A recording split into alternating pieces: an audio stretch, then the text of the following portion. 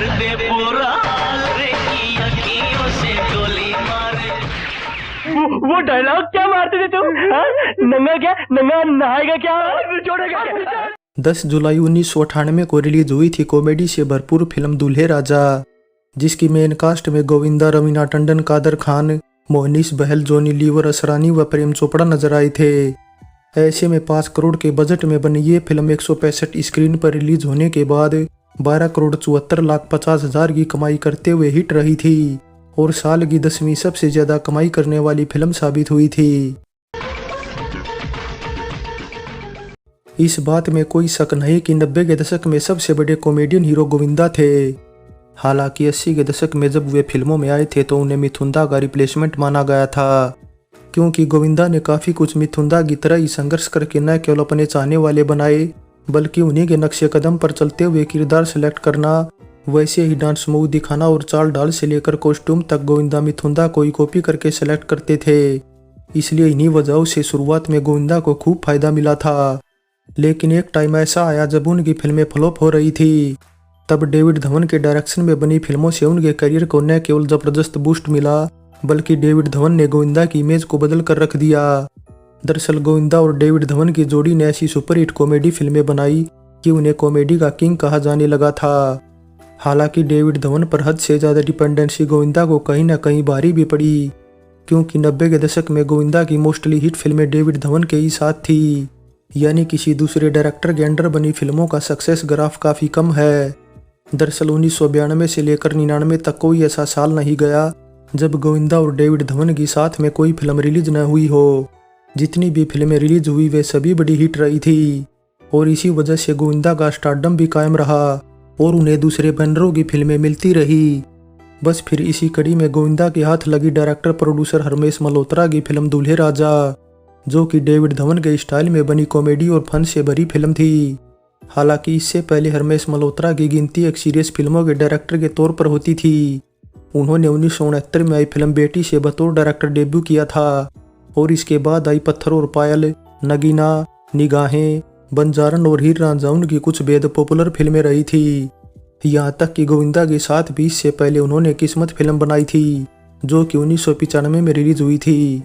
लेकिन इन सब से हटकर हरमेश मल्होत्रा ने दूल्हे राजा में जो कॉमेडी का तड़का लगाया उससे ये 90 के दौर की बेहद पॉपुलर फिल्म बन जाती है। वैसे किसी को उम्मीद नहीं थी कि ये फिल्म इतनी सफल होगी। रीजन वही कि ये डेविड धवन की फिल्म नहीं थी, बस इसीलिए ये सरप्राइज हिट रही थी और इसने दिल्ली यूपी के डिस्ट्रीब्यूटर की तिजोरियां भर दी थी। हालांकि दूल्हे राजा की सफलता के बाद हरमेश ने गोविंदा के ही साथ दूल्हे राजा का सीक्वल अखियों से गोली मारे और खुल्लम खुल्ला प्यार करे जैसी 2 और कॉमेडी से भरपूर फिल्में बनाई थी। फिल्में ये भी अच्छी थी और इनमें भी भरपूर कॉमेडी थी। लेकिन गोविंदा का सक्सेस ग्राफ तब नीचे की ओर जाने से ये दोनों ही फिल्में फ्लॉप हो गई। इसलिए दूल्हे राजा हरमेश मल्होत्रा की तो लास्ट हिट फिल्म थी ही, साथ ही ये गोविंदा की भी बतौर solo actor last hit film मानी जाती है। लॉन्चिंग के टाइम फिल्म दूल्हे राजा का टाइटल तू हसीन मैं जवान रखा गया था। साथ ही रवीना की जगह भी इसमें पहले ममता कुलकर्णी को बतौर मेन हीरोइन कास्ट किया गया था, जो कि इससे पहले हरमेश की फिल्म किस्मत में भी गोविंदा के साथ नजर आई थी। लेकिन बताया जाता है कि ममता उन दिनों रिश्ते बनाने में बिजी थी, इसलिए उन्होंने फ़ोन करके हरमेश मल्होत्रा को ये फिल्म करने से मना कर दिया। हालांकि ये फिल्म छोड़ने का ममता को बाद में पछतावा भी हुआ, क्योंकि दूल्हे राजा की सक्सेस ने बड़े बड़े फिल्मी पंडितों के अनुमान को फेल कर दिया था।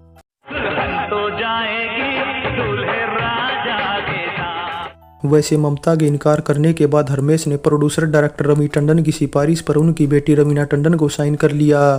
बता दे गोविंदा और रवीना टंडन तब बड़े मियाँ छोटे मियाँ में भी साथ काम कर रहे थे, लेकिन गोविंदा के बिजी शेड्यूल की वजह से इस फिल्म की शूटिंग डिले चल रही थी। इसके अलावा गोविंदा के भाई कीर्ति की आंटी नंबर 1 की शूटिंग भी तकरीबन दूल्हे राजा के साथ ही शुरू हुई थी। इसलिए शूटिंग पहले खत्म होने से आंटी नंबर 1 गोविंदा और रवीना की साथ में आई पहली फिल्म बन गई, जो कि दूल्हे राजा से कोई 2 महीने पहले रिलीज हुई थी। हालांकि गोविंदा और रवीना ने इससे पहले एक दूसरे की फिल्मों में कैमियो रोल निभाए थे। गोविंदा ने जहां रवीना के 1994 में आई अंदाज अपना अपना में कैमियो रोल किया, वहीं रवीना ने गोविंदा के 1997 में आई दीवाना मस्ताना में कैमियो रोल निभाया था। इसके अलावा कुछ ये भी बताया जाता है कि सन 95-96 में गोविंदा व रवीना ने एक दूसरे के साथ लगातार 6 फिल्में साइन की थी। जिसमें दूल्हे राजा के अलावा आंटी नंबर 1, बड़े मियाँ छोटे मियाँ और परदेसी बाबू तो 1998 में ही रिलीज हुई थी। बाकी की 2 फिल्में अनाड़ी नंबर 1 और राजा जी अगले साल 1999 में रिलीज हुई थी। दूल्हे राजा के हिट होने के पीछे सबसे बड़ा कमाल रहा इसके डायलॉग और कादर खान व गोविंदा के बीच रचे गए हर सीन में दोनों के डायलॉग की टाइमिंग का, जिसके चर्चे हर गली मोहल्ले में होने लगे और लोग भर भर कर फिल्म देखने सिनेमा घर आने लगे।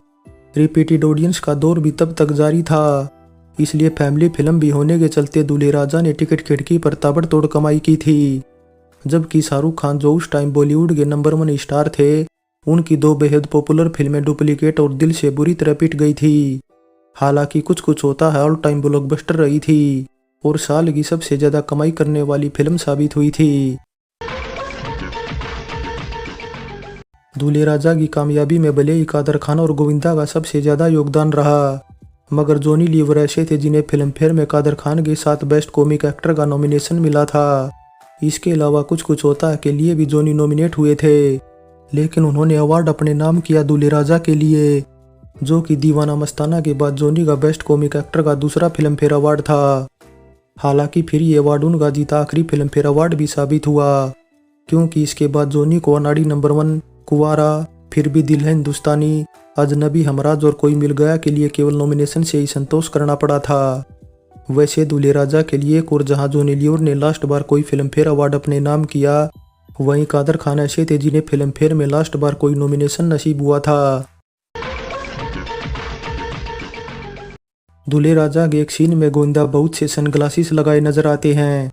दरअसल गोविंदा की ये लुक इंस्पायर्ड थी अमेरिका के फेमस बेटलिस्ट आर्टिस्ट जॉन लेनन की लुक से। बता दे जॉन ने अपने एक गाने में कुछ इसी तरह बहुत से सनग्लासेस लगाए थे। इसके अलावा प्रेम चोपड़ा का बोला बेहद ही फेमस डायलॉग भी है, जिटीज उठाया गया था 1983 में आई फिल्म सोतन से, जिसमें खुद प्रेम चोपड़ा ने इसे बोला था, नंगा नहाएगा क्या और निचोड़ेगा क्या। हालांकि तब यह डायलॉग इतना पॉपुलर नहीं हुआ था, लेकिन प्रेम चोपड़ा ने जब इसे दूल्हे राजा में दोबारा बोला तो ये बेहद पॉपुलर बन गया। नंगा नहाएगा क्या और निचोड़ेगा क्या। दूल्हे राजा में संगीत दिया आनंद मिलिंद ने, वहीं गाने लिखने का काम किया समीर ने, जिनके लिखे 7 गाने रखे गए थे ऑडियो एल्बम में और इनमें से 5 फिल्माए गए थे फिल्म में। निगाहें क्यों चुराती है और आई बन के रुत केवल ऑडियो एल्बम में ही थे। क्या लगती है हाय रब्बा, लड़का दीवाना लगे। बता दे टी सीरीज के अंडर लॉन्च इस फिल्म का गीत संगीत हिट रहा था, जिसमें कुमार सानू जसपिंदर नरुल्ला का गाया आँखियों से गोली मारे सबसे ज्यादा पसंदीदा गाना है, जो आज भी जब डीजे पर बजता है तो खुद ब खुद मन थिरकने लग जाता है। क्या कमाल की लुक थी गोविंदा और रवीना की इस गाने में, और क्या कमाल के स्टेप थे दोनों के। रवीना तो तब अपने करियर और अपनी पर्सनल लाइफ दोनों में शबाब पर थी। खास तौर पर इस गाने में वे जितनी खूबसूरत और सेक्सी दिखती हैं, उतनी शायद ही आगे चलकर किसी दूसरी फिल्म के गानों में दिखी हों। वैसे दूल्हे राजा के हिट होने के पीछे एक वजह तब टीवी पर दिखाई ट्रेलर्स में आँखियों से गोली मारे गाने को भी माना जाता है, क्योंकि दूरदर्शन व डीडी मेट्रो पर उन दिनों नई फिल्मों के ट्रेलर व उनके गाने खूब दिखाए जाते थे और इन्हीं को देखकर अक्सर लोग फिल्म देखने सिनेमा घर जाते थे। इसके अलावा इसी गाने के बोल पर आगे चलकर हरमेश ने आँखियों से गोली मारे फिल्म भी बनाई थी, जो कि सन 2002 में रिलीज हुई थी, मगर यह फिल्म बॉक्स ऑफिस पर बुरी तरह फेल रही, लेकिन टीवी पर व यूट्यूब पर इसे बेहद पसंद किया जाता रहा है। वैसे आँखियों से गोली मारे के अलावा विनोद राठौर और अनुराधा पौडवाल का गाया टाइटल ट्रैक दुल्हन तो जाएगी दूल्हे राजा के साथ भी काफी पसंद किया गया था, और कहाँ राजा भोज कहाँ गंगू तेली को तो लेकर उस टाइम एक कंट्रोवर्सी खड़ी हो गई थी। दरअसल इस गाने के बोल को लेकर नागपुर के विदर्भ तेली समाज ने उस टाइम महाराष्ट्र के सीएम मनोहर जोशी से इस गाने को बैन कराने की मांग की थी। इसके अलावा उन्होंने इस फिल्म के डायरेक्टर प्रोड्यूसर हरमेश मल्होत्रा पर भी केस कर दिया था। हालांकि इसके बाद बातचीत से मामला सुलझ गया और गाना भी बैन होने से बच गया था। कहाँ राजा भोज कहाँ गंगू तेली, क्यों साथ दिखना। दूल्हे राजा कॉमेडी व फन से भरी फिल्म थी, लेकिन इसमें मोहनीश बैल का किरदार ऐसा था जो कॉमेडी से अलग थोड़ा सीरियस था। दरअसल मोहनीश ने इससे पहले मोस्टली सीरियस किरदार ही निभाए थे। बहुत ही कम ऐसी फिल्में की थी जिसमें उन्होंने हल्की फुल्की कॉमेडी की थी। हालांकि दूल्हे राजा में उनका किरदार ऑडियंस को कुछ खास पसंद नहीं आया था, मगर कहानी के अकॉर्डिंग फिल्म में उनका किरदार एकदम परफेक्ट था। बताया जाता कि डायरेक्टर हरमेश मल्होत्रा फिल्म के क्लाइमैक्स में पहले खूब एक्शन रखने वाले थे, लेकिन गोविंदा ने जब उन्हें समझाया कि ये कॉमेडी फिल्म है, इसलिए इसके क्लाइमैक्स में इतना ज़्यादा एक्शन रखना अच्छा नहीं होगा। जिस कॉमिक अंदाज में बाकी की शूटिंग हुई है, अगर उसी अंदाज में क्लाइमैक्स फिल्माया जाए तो बहुत अच्छा रहेगा।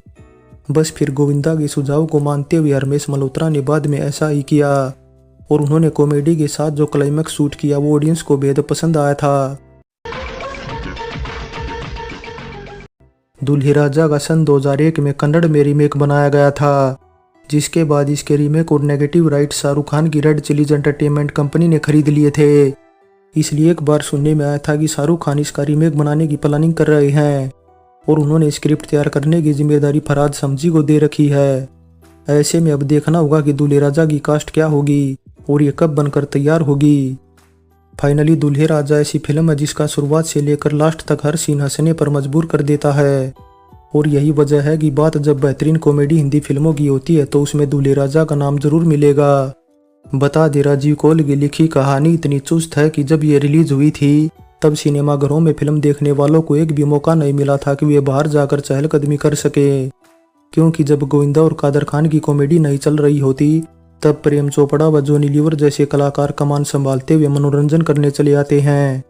इसलिए दूल्हे राजा को देखकर ये नहीं लगता कि इसका डायरेक्शन हरमेश मल्होत्रा ने किया है। दरअसल हरमेश ने इस फिल्म का डायरेक्शन काफ़ी कुछ डेविड धवन स्टाइल में किया था और एक सीन से दूसरे सीन की कड़ी भी उन्होंने ऐसी जोड़ी थी कि बहुत से लोग ये मानते हैं कि इस फिल्म का डायरेक्शन डेविड धवन ने किया है।